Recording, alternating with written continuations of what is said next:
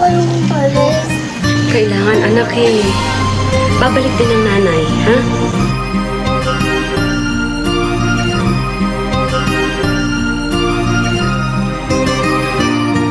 Bakit ba ang naging wakas ng buhay ko'y ito? Maling hindi ko nagawa, bakit nga ba ako? Katarungay, bakit ba ganito?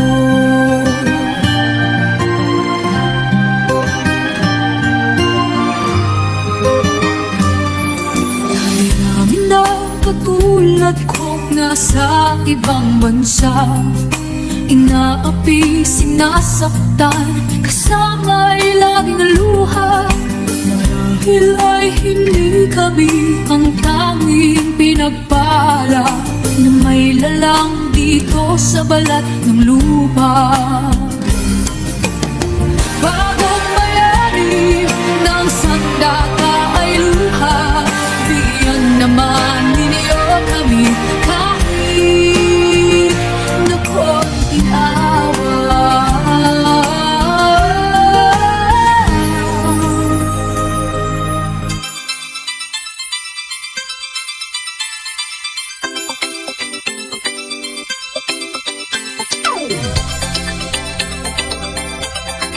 Babalik ka rin.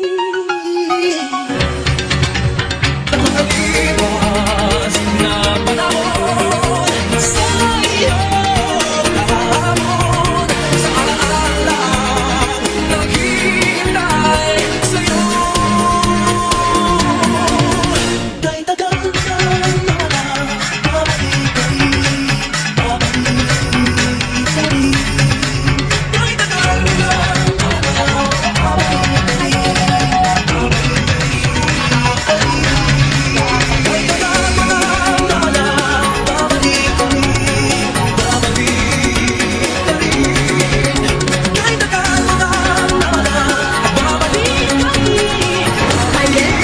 Ikaw na ba yan? Anak ko na yan! Hindi kita nakilala!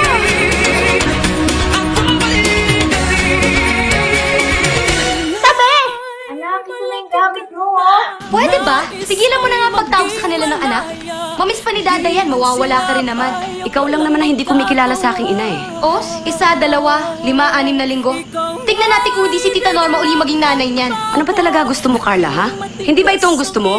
Pinagtutulakan mo akong umalis? Oo, at sana, huwag ka nang bumalik. Intindi mo. Sana kahit minsan, binigyan mo na halaga lahat ng paghihirap ko sa inyo, lahat ng sakripisyo ko sa inyo, habang nilulustay mo yung mga perang pinadala ko. Sana maisip mo rin, kung ilang pagkain ang tiniis kong hindi kainin, para lang makapagpadala ko ng malaking pera dito. Sana, habang nakahiga ka dyan sa kusyon mo, natutulog, maisip mo rin kung ilang taong kong tiniis ang matulog mag-isa, habang nangungulila ako sa yakap ng mga mahal ko. Hindi mo ako naiintindihan. Hindi ko hiningi lahat ng pinigay niyo sa amin. Kayo, may gusto na hindi ako. Kung hindi mo ko kayang ituring bilang isang ina, respetuhin mo na lang ako bilang isang tao. Yun lang, Carla. Yun man lang.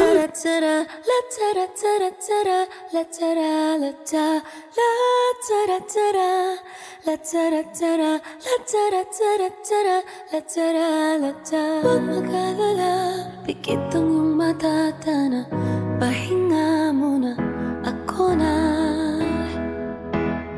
Huwag mag-alala, ipikit ang iyong mata, tana, pahinga muna, ako nang bahala. Labis ba sa labis ang iyong nagawa, mapa, pahinga muna, ako na. Ma, salamat sa pagsasakripisyo mo. Ma, graduate na ako.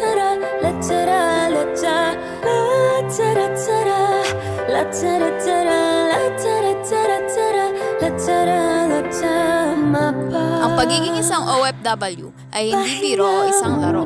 Kaya pahalagahan natin ang mga pinaghirapan nila para sa atin.